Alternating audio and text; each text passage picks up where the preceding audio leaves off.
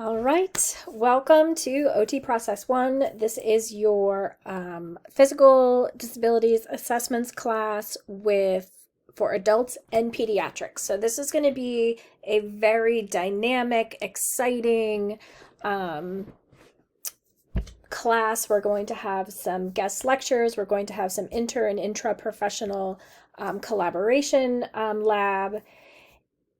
Pediatrics is not my specialty. I was a rehabilitation peds therapist, which is basically doing physical medicine and rehab just with little people. And it's not very different because the I understand, you understand what the diagnosis is. Somebody has a multi-trauma from a car accident with a concussion, and they're 60 or they're 12.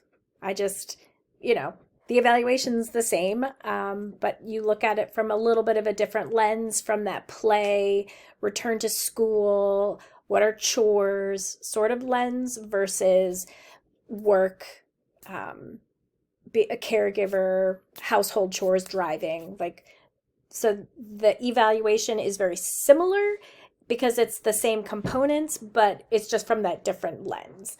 But because you need to know standardized assessments for your NBCOT exam, I do have a guest lecturer who is an expert on PEDS in outpatient, early intervention, school-based. So she will be able to do a much better job than I am at teaching you PEDS assessments. So I kind of imagine this class, we start out with PEDS assessments, standardized assessments, because you have your class with Dr. Schroeder-Smith on pediatric intervention. So you need to understand what the eval looks like to help create your intervention. You have to understand how to write an assessment and write goals based on your eval, which will then frame your interventions. So we'll do that first to kind of give you that backbone to understand interventions better. And then we'll move into more of that occupation-based assessment. So, how do I just observe somebody doing an activity as my way of doing the evaluation? And then we'll do more PEDS adults physical disability standardized assessments. So more like your pinch meters or pinch gauge, volume meter. You've already done range of motion manual muscle testing, but it comes back. All of these classes build on each other. So, how do you assess range of motion manual muscle testing on various patients with different diagnoses? So that is kind of the overview of what this class will look like.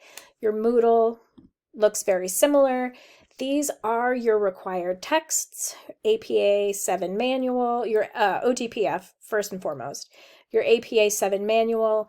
I do a short little video on one of your assignments, which is your assessment worksheets, and you must use APA 7 formatting. So if you don't have the manual, use Purdue OWL, go to the library, borrow theirs, whatever you need to do, but you need to use APA 7 formatting in text and reference sheets or reference page.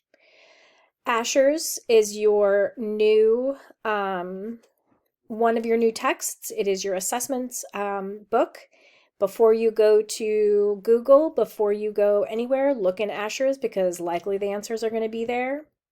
And then you'll use Asher's going forward into some of your other classes. Case and Smith, you'll share this with Dr. Schroeder-Smith's pediatric class, your documentation manual, your Pedretti manual, functional anatomy. This is your text from Dr. Simmons' class, your trail guides, and then of course your subscription to EHR Go, which is your a simulated documentation system with case studies that we'll be using throughout this semester.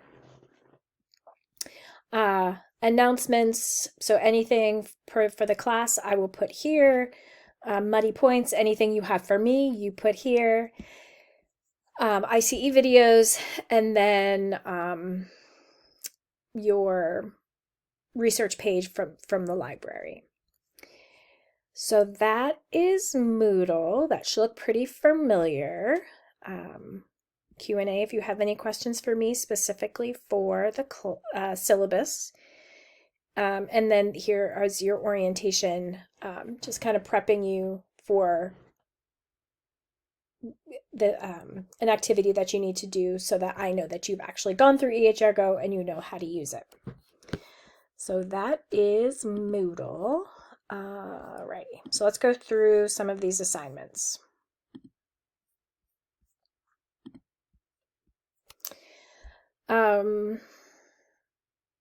So I think well, we've kind of split what we've done this semester is, let me see if I can get my words right, created a syllabus addendum, which is a compilation of all of your assignments, your big assignments, in one place. So we're hoping that this does not confuse you more, but really is a tool to help you with your organization. So if this is in addition to your syllabus, so you need to look at your syllabus because that has all your due dates and readings and etc., as well as policies and procedures. So, the syllabus does not change.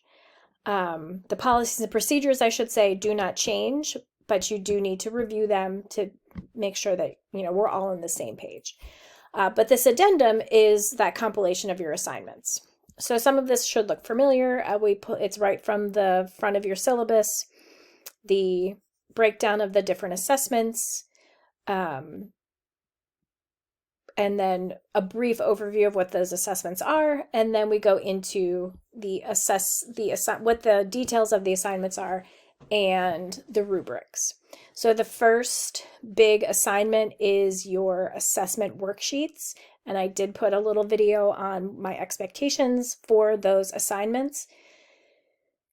This is I give you 1 to 2 or 3 assessments that you'll do a little bit of research on and answer a handful of questions, which you see bulleted here. You must use APA formatting, but really we want you to understand, this will help you understand what the assessments are that you're being introduced to in class, so that you come a little bit prepared. Like, how is this assessment administered? What materials do you need? Who is it appropriate for? What is the purpose of doing this particular assessment? What information am I trying to gather from this? And then what evidence is out there to support using this? So we're creating an evidence-based practitioner, that's you, and your understanding of what these assessments are. Now, we don't choose these assessments arbitrarily. These are assessments that you will likely see on your NBCOT exam, and also see throughout this program, and also see out in the community. So that is the assessments worksheets. Here is the template for the worksheets, which you can copy and paste here into another document, but is also uploaded into Moodle. And then you will have a compilation of all these assessments into one document. Sounds familiar from OTM 525. So the lab portfolio will include all of the assessments, and you see I've got the specifics. It needs to be a cover page, table of contents, blah blah blah.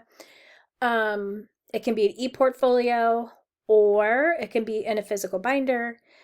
It will include any copies of the assessments that we did in class.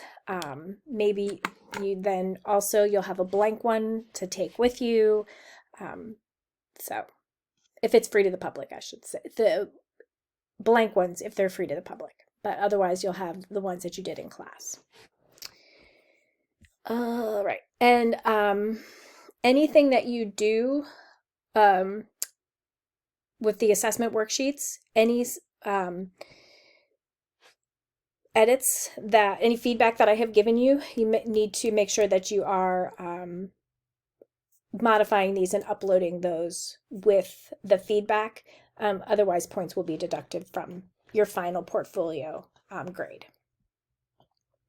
This is one of your larger projects.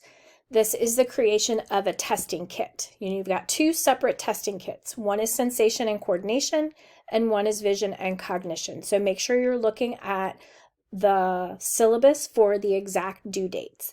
And you will be expected to bring these to class with you because you will trial them out in class. So not only will you trial them at home, administer them to a client, but then you'll also practice them and trial them in the context of the classroom.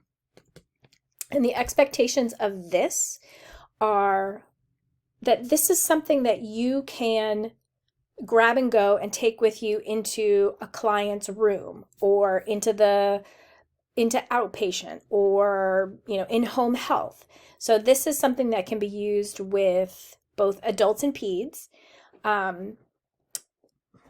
Thinking about sensation and coordination. What objects do you have in your environment that you could use to test sensation and coordination? Use Pedretti. That will help you with identifying, what sensation and coordination testing looks like, also with cognition and vision. Both of these, you need to consider the portability of it. So you don't want something big and bulky. You need to consider how to clean it down. So you don't want something that's maybe soft or fuzzy that could have germs in it that you can't really clean.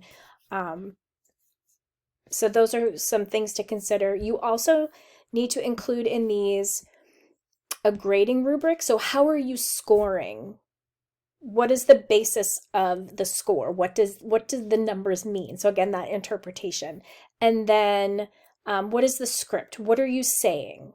How are you using it? So make sure that you read the details, look at the syllabus for the due dates, and then what you must submit to me for grading. Alrighty. And then finally, well, not finally, you do have a capstone that you need to do at the end of the semester, and you need to get an 80% or above on this. And this is pulling it all together. So at the end of the semester, you each will be given a case study that you'll have to be and that you'll have to evaluate. And based on the data that you gather from your evaluation, you'll complete it with an assessment and write goals. But you'll practice all throughout the year getting to this capstone. So make sure you read the rubric on what our expectations are for demonstration of skill, and then the demonstration of the whole capstone. And then within the weeks, there are various learning activities just to support your learning. And most of them are relatively small, so they might look like, oh my gosh, there's so many things going on here. But they're pretty small just to really solidify what you've learned that week in your readings and your research and all of that and what we do in lab. So that is a little bit of an overview. I'm sure we'll go over all of this again and again and again. If you have any questions, don't hesitate to reach out, and I'll see you week after next.